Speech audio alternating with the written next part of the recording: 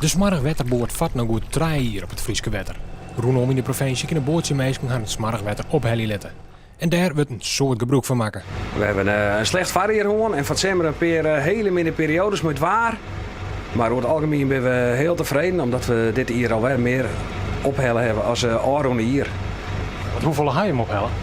We hebben dit hier tot nota 34.000 liter smaragwetter ophellen. En we binnen nog net klaar, we hebben al een paar weken. Dus wij verwachten eigenlijk boven de 34.000 liter te komen. En dat wielst het eerste jaar maar 24.000 liter ophellen waard. En de smaragwetterboord krijgt versterking.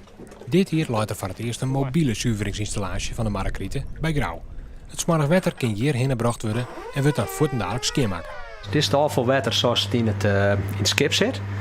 Het leegzogen wordt, het komt in het zuiveringsproces, dat is dit gedeelte. En zo komt het uiteindelijk weer in het oppervlaktewater.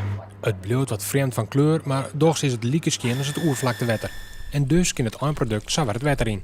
Hoewel het project nog maar krek opstarten is het ook hier al druk. We hebben nu ongeveer in de maand die het een 2400 liter verwerken. Maar het stikt beter kennen zelfs. Maar ja, het is een pilotproject wat let op gang kwam is. Het gaat om een proef. Als die slaagt, dan moeten dit soort van zuiveringsinstallaties op meer plakken komen. Wat dat budget voor de smaragwetterboord is nog net bekend.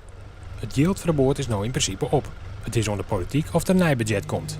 Haarsma hoopt het van wel. Ik wil zelf weer graag terug. Ja, het is prachtig werk bij de mensen deel. Soort contacten, soort leuke contacten en je toch een bijdrage onder het milieu, onder de natuur.